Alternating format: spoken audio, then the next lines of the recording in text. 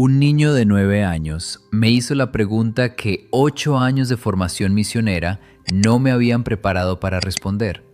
Me la hizo un martes de marzo de 2021, en el patio de tierra de una casa de adobe en San Pablo, Villa de Mitla, Oaxaca, mientras yo intentaba explicarle a su familia por qué debían dejar la Iglesia Católica y unirse a nuestra congregación.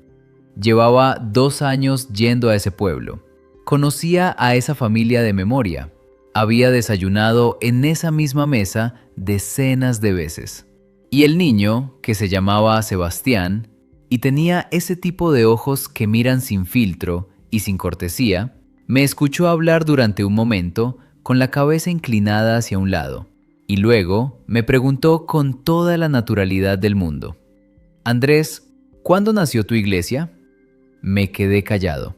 No porque la pregunta fuera complicada en términos teológicos, sino porque la respuesta honesta era 1987. Nuestra organización misionera, la Misión Luz de las Naciones, había sido fundada en 1987 por el pastor David Greenberg en Houston, Texas.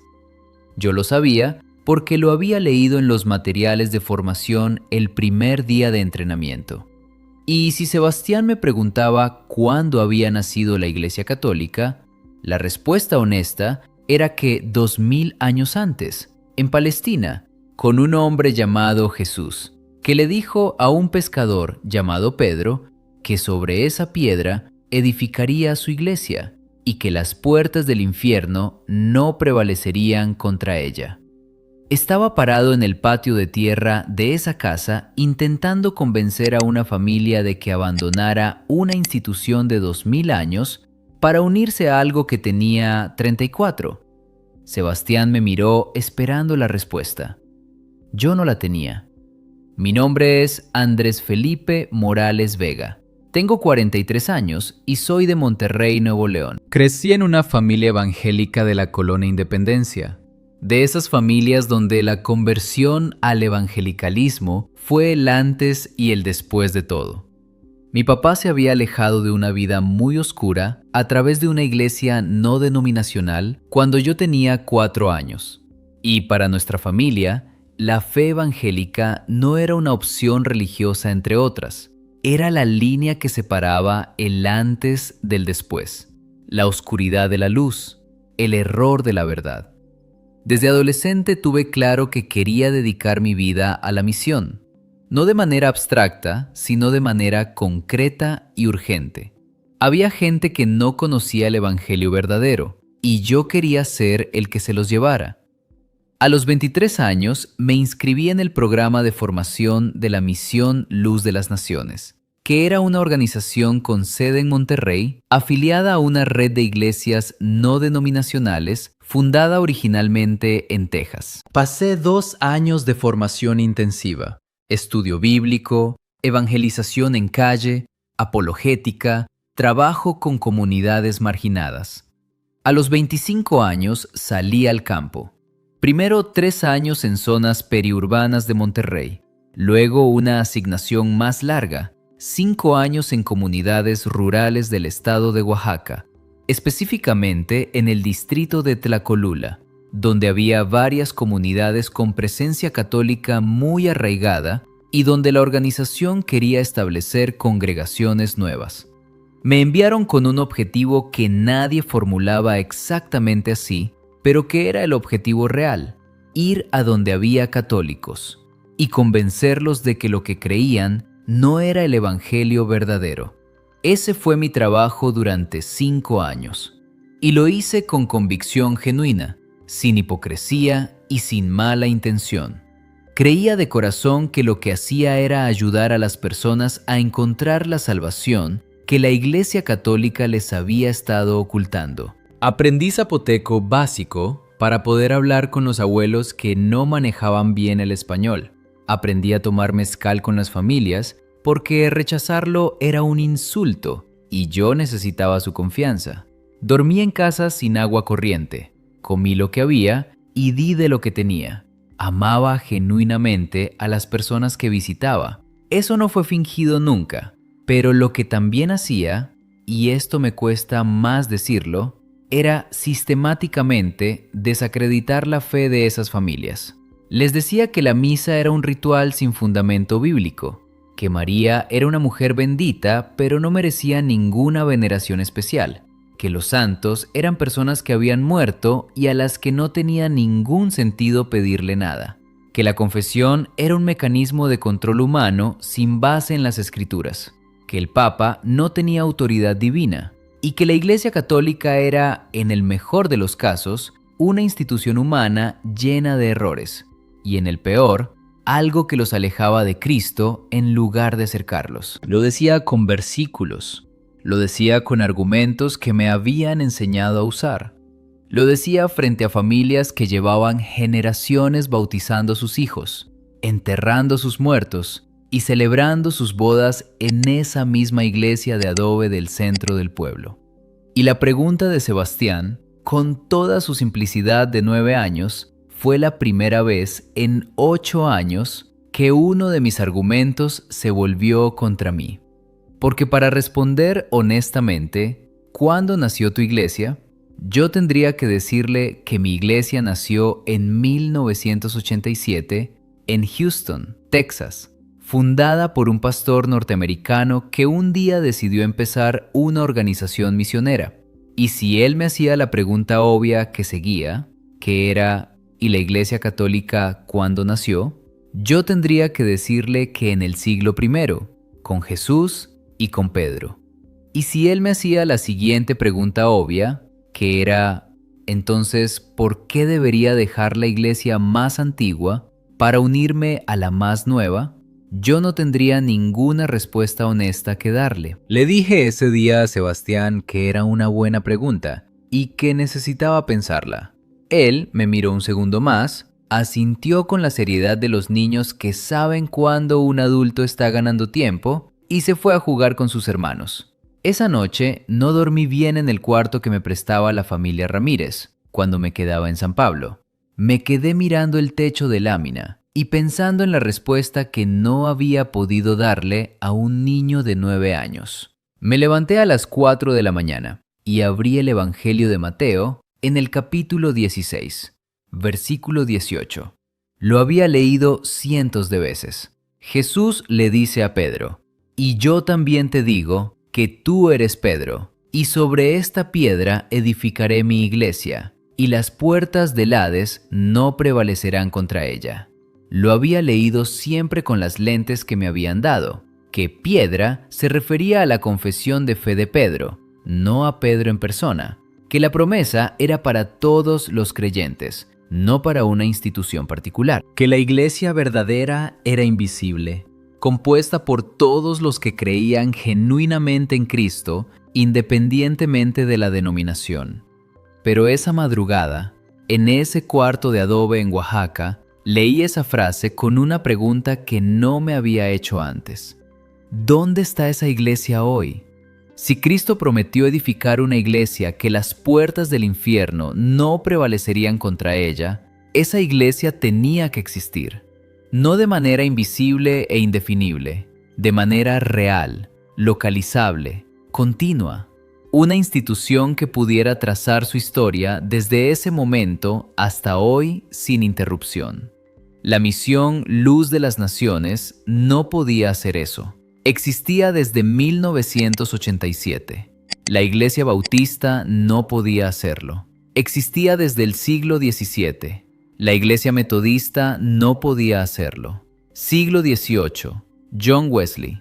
La Iglesia Luterana no podía hacerlo. Siglo XVI. Martín Lutero. ¿Cuál iglesia cristiana podía trazar una historia continua desde el siglo I hasta hoy, con documentos verificables y cadena ininterrumpida de liderazgo? Había una sola respuesta, y era la respuesta que yo llevaba 5 años en Oaxaca intentando convencer a las familias de que abandonaran. Guardé esa pregunta en un lugar del que no se fue en mucho tiempo. Los meses que siguieron fueron los más incómodos de mi vida ministerial. Seguí yendo a las comunidades, seguí teniendo conversaciones, pero algo había cambiado en mi postura. Empecé a escuchar de una manera diferente. En lugar de llegar con los argumentos listos, empecé a llegar con preguntas. En lugar de decirles a las familias qué era lo que tenían mal, empecé a preguntarles qué era lo que la Iglesia Católica les daba que ellos valoraban. Las respuestas que me daban no eran las que yo esperaba encontrar, en personas que, según mi formación, estaban atrapadas en la tradición. Me decían que la misa les daba estructura, que los sacramentos marcaban los momentos importantes de la vida de una manera que no podían imaginar sin ellos, que la confesión les daba paz de una manera que ninguna otra práctica espiritual les daba, que María les daba la certeza de tener una madre que intercedía por ellos ante Dios. En agosto de 2021, después de uno de esos recorridos por las comunidades, me detuve en la iglesia del pueblo de San Pablo Villa de Mitla, antes de subirme al autobús de regreso. Entré porque llevaba semanas queriendo hablar con el padre Tomás Ríos Guzmán, el párroco que atendía esa parroquia y otras 2 iglesias del distrito, y que yo había visto docenas de veces de lejos sin nunca acercarme a él. El padre Tomás estaba acomodando libros en la sacristía cuando entré. Era un hombre de unos 60 años, de Oaxaca de nacimiento, con las manos grandes y callosas de alguien que había trabajado con ellas antes de ser sacerdote. Me recibió sin ninguna sorpresa, como si fuera perfectamente normal que el misionero evangélico que llevaba 2 años visitando a sus feligreses entrara a hablar con él. Le dije sin rodeos quién era y qué hacía. Le dije que llevaba años intentando alejar a sus feligreses de la Iglesia Católica, y le dije que un niño de 9 años me había hecho una pregunta 3 meses antes que no había podido sacarme de la cabeza. El padre Tomás me escuchó sin inmutarse. Cuando terminé, me señaló una silla y me dijo: «Siéntese, por favor. ¿Quiere un café?». Tomamos café durante 2 horas. Fue la primera conversación honesta que tuve con un sacerdote católico en 8 años de ministerio. Lo que el padre Tomás me dijo ese día no fue una defensa apologética de la Iglesia, ni un ataque a mis posiciones. Fue algo mucho más simple y mucho más efectivo. Me hizo las mismas preguntas que Sebastián. «Andrés, ¿cuándo empezó su iglesia?». Le dije que en 1987. «¿Y usted cree que Cristo fundó una iglesia que iba a durar?». Le dije que sí, que Mateo 16:18 era claro en eso. «¿Y usted puede mostrarme la cadena continua desde esa iglesia que Cristo fundó hasta la organización que usted representa?». No pude. «Yo sí puedo mostrársela», me dijo con una calma que no era de triunfo, sino de alguien que está describiendo algo que conoce muy bien. No porque sea perfecta, ni porque todos sus miembros hayan sido santos, sino porque existe una cadena continua de obispos, desde Pedro hasta el Papa Francisco, que está documentada históricamente y que ninguna otra institución cristiana puede presentar. Me habló de la sucesión apostólica, no como un argumento de autoridad, sino como una evidencia histórica. La lista de papas desde Pedro hasta hoy existe y está documentada. Los primeros escritores cristianos, hombres que habían conocido a los apóstoles o a sus discípulos directos, hablaban de esa cadena como la garantía de que la fe que recibían era la misma que habían transmitido los apóstoles. Le pregunté por la palabra católica. Le dije que en ningún lugar del Nuevo Testamento aparecía esa palabra. Me respondió: ¿ha leído a Ignacio de Antioquía? Era la segunda vez que alguien me hacía esa pregunta en mi vida, después del caso que había oído de Roberto Balbuena en Cali, aunque yo no lo conocía en ese momento. Le dije que no. Me prestó una fotocopia de la carta de Ignacio a los esmirnenses, escrita aproximadamente en el año 107. Me señaló el 8º capítulo. Ignacio escribía: «Donde esté el obispo, que esté la multitud, así como donde esté Jesucristo, está la Iglesia Católica». El año 107. Antes de que terminara la primera generación después de los apóstoles. La palabra católica aplicada a la iglesia ya en el año 107. Me llevé la fotocopia a Monterrey cuando terminé esa estancia en Oaxaca. En septiembre de 2021 le conté a Daniel Ruiz, que era mi mentor espiritual en la misión Luz de las Naciones y el hombre que más había influido en mi formación misionera, lo que había pasado con Sebastián y la conversación con el padre Tomás. Daniel era un hombre de 58 años, con 20 años de experiencia misionera y una convicción sobre la necesidad de evangelizar comunidades católicas que yo había compartido completamente hasta ese momento. Me escuchó con una expresión que fue cambiando a lo largo de la conversación, de la atención a la preocupación. Cuando terminé de hablar, me dijo con una seriedad que no era hostil, pero que tampoco era cálida: Andrés, lo que describes suena a que estás siendo tentado por el enemigo a través de argumentos intelectuales. El catolicismo tiene 2000 años de experiencia confundiendo a personas bien intencionadas. Le pregunté si podía responderme la pregunta de Sebastián. Le pregunté cómo trazaba él una línea continua entre la iglesia que Cristo había fundado y la misión Luz de las Naciones, fundada en 1987 en Houston. Se quedó en silencio un momento. Luego me dijo que la continuidad no era institucional, sino espiritual. Que la verdadera iglesia era invisible y que se manifestaba en todos los que genuinamente creían. Le dije que eso era lo que me habían enseñado siempre, pero que si Cristo había prometido fundar una iglesia visible, histórica y concreta, contra la cual las puertas del infierno no prevalecerían, una iglesia invisible no podía ser la respuesta. Una iglesia invisible no podía ser derrotada, ni tampoco podía ser reconocida. Y si no podía ser reconocida, no servía de guía para nadie. Daniel me miró durante un momento y luego me dijo algo que fue el inicio de 18 meses de silencio entre nosotros. Andrés, creo que necesitas tiempo de oración y alejamiento de estas influencias. Voy a recomendarle a la dirección que te demos un periodo de retiro del campo. Un mes después, recibí una notificación formal de la dirección de la misión Luz de las Naciones suspendiendo mi asignación misionera mientras durara lo que ellos llamaban mi proceso de discernimiento. También perdí la beca de formación teológica avanzada que tenía en proceso.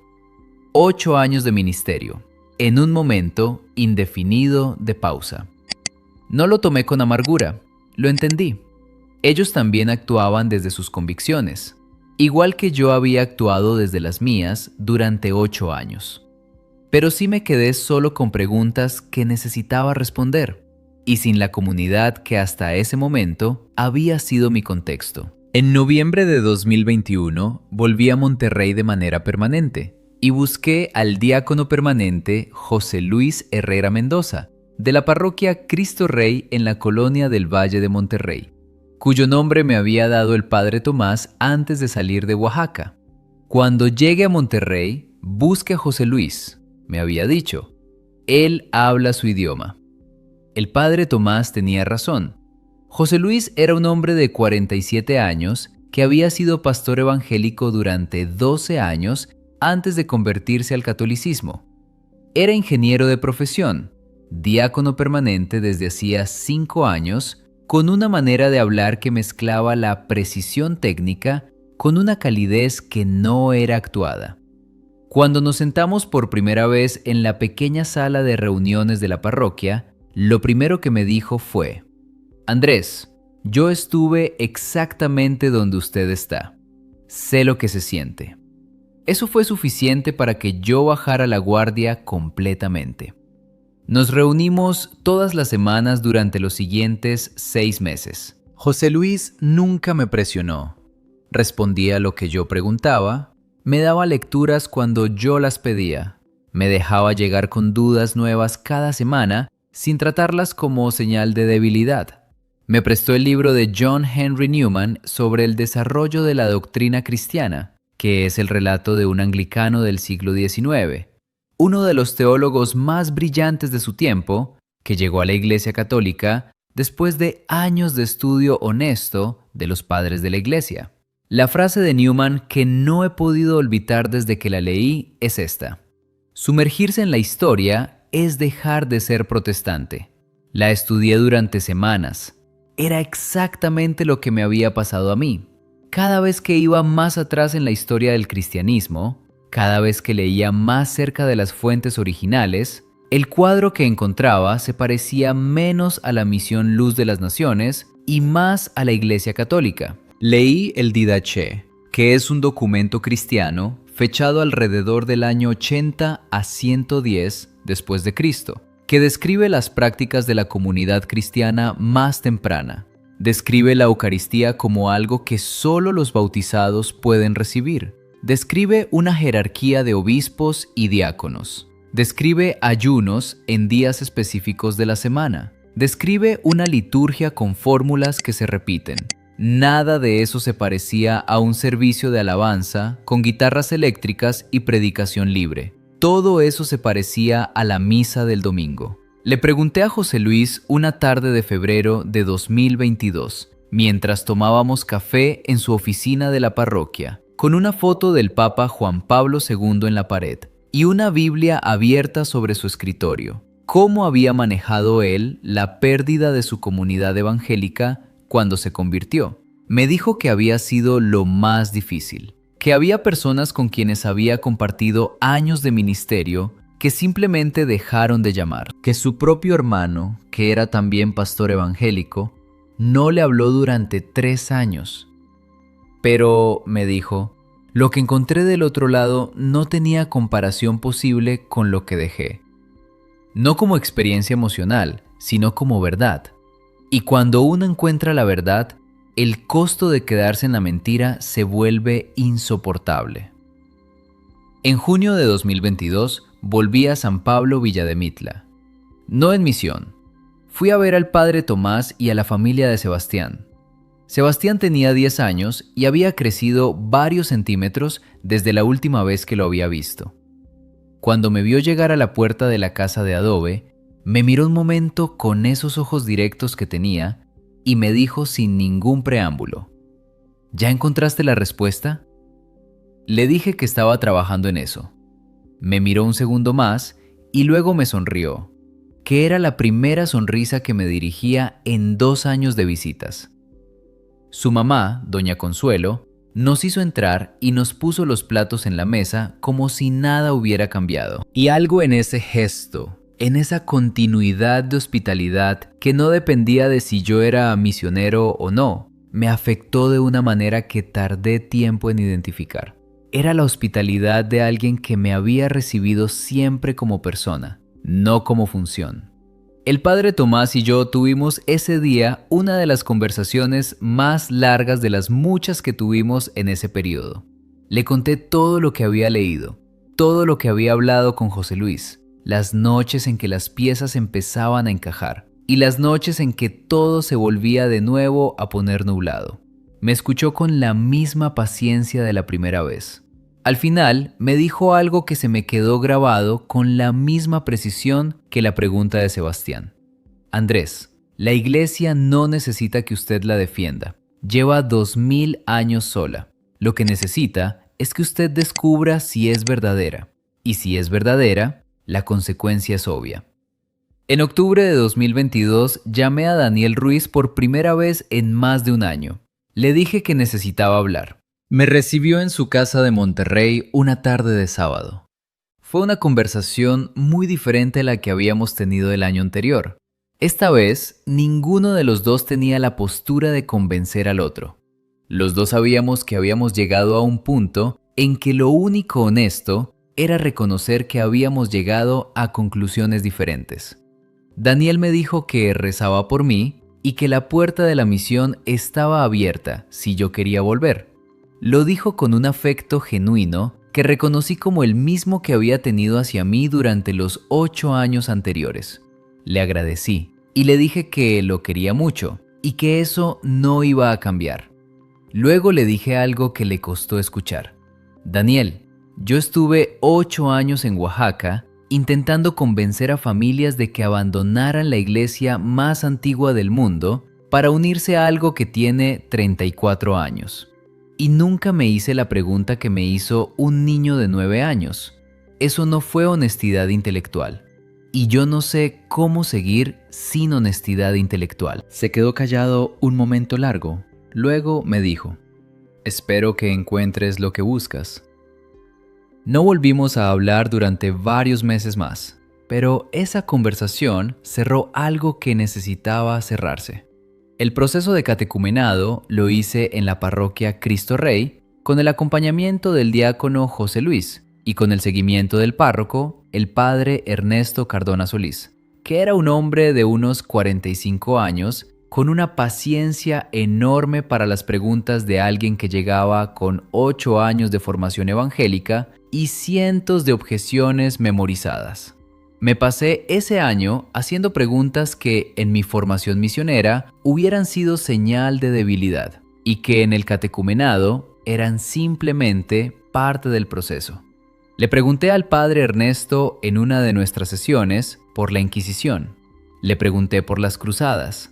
Le pregunté por los papas que habían vivido vidas que contradecían cada enseñanza que transmitían. Me respondió con una honestidad que no esquivaba nada, que la historia de la Iglesia era la historia de seres humanos, capaces de lo mejor y de lo peor.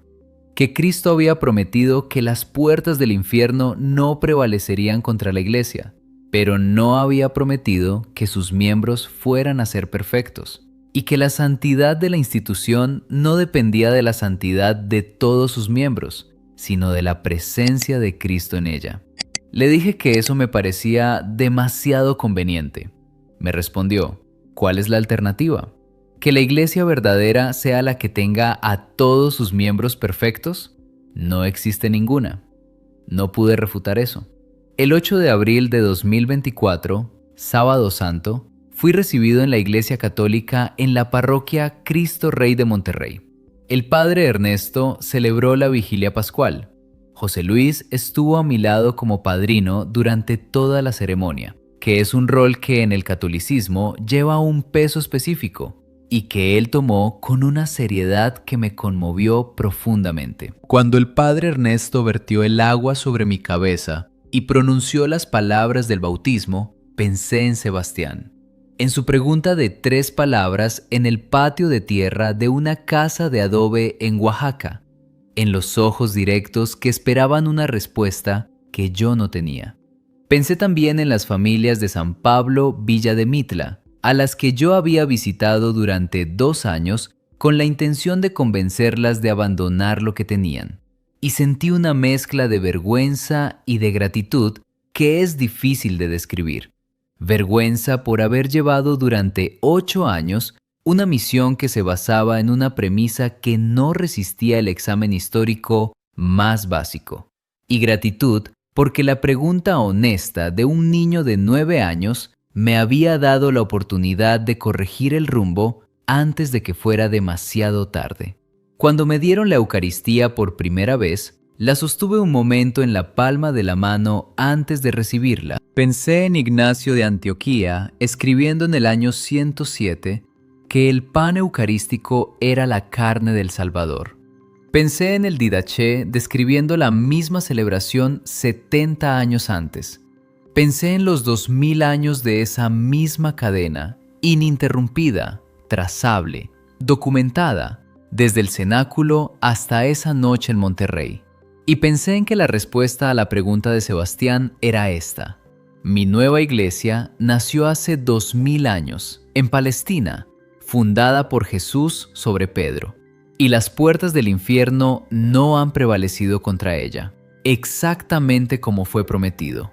Volví a San Pablo Villa de Mitla en octubre de 2024. Fui a misa con la familia de Sebastián el domingo de ese fin de semana. La misa la celebró el padre Tomás, que me saludó con un abrazo en la puerta de la iglesia después del servicio, y no dijo nada más porque no había nada más que decir. Sebastián tenía 12 años ya. Me buscó después de la misa en el atrio y me preguntó, con la misma naturalidad directa de siempre: ¿Y? ¿Encontraste la respuesta? Le dije que sí. Me preguntó cuál era. Le dije que tu iglesia nació hace 2000 años y la mía nació hace 2000 años también. Somos la misma. Me miró un momento con esos ojos que no regalan nada fácilmente, y luego asintió con la misma seriedad con que había hecho su pregunta 3 años antes, como si eso fuera exactamente lo que esperaba escuchar. Daniel Ruiz me llamó en enero de 2025. Después de más de un año sin contacto, me llamó un domingo a la tarde. No hablamos de fe ni de teología, ni de la misión, ni de nada de lo que había pasado entre nosotros. Me preguntó cómo estaba. Le dije que bien, que mejor que en mucho tiempo. Me dijo que se alegraba. Quedamos en que íbamos a vernos para tomar un café, que era algo que todavía no hemos hecho, pero que sé que va a pasar. Lo que más me preguntan desde que se supo que dejé el ministerio misionero y me convertí al catolicismo es si me arrepiento de los 8 años anteriores. La respuesta honesta es que me arrepiento de la premisa con la que trabajé, que era que las familias católicas necesitaban ser rescatadas de su propia fe. Esa premisa era errónea y me costó darme cuenta. Pero no me arrepiento del amor que tuve por las personas que visité en esos años. Ese amor fue real. La hospitalidad que me dieron, el café que compartieron conmigo, los desayunos en mesas de adobe, las conversaciones largas en noches de Oaxaca, eso fue genuino de las dos partes y no lo borro de nada. Y no me arrepiento de Sebastián.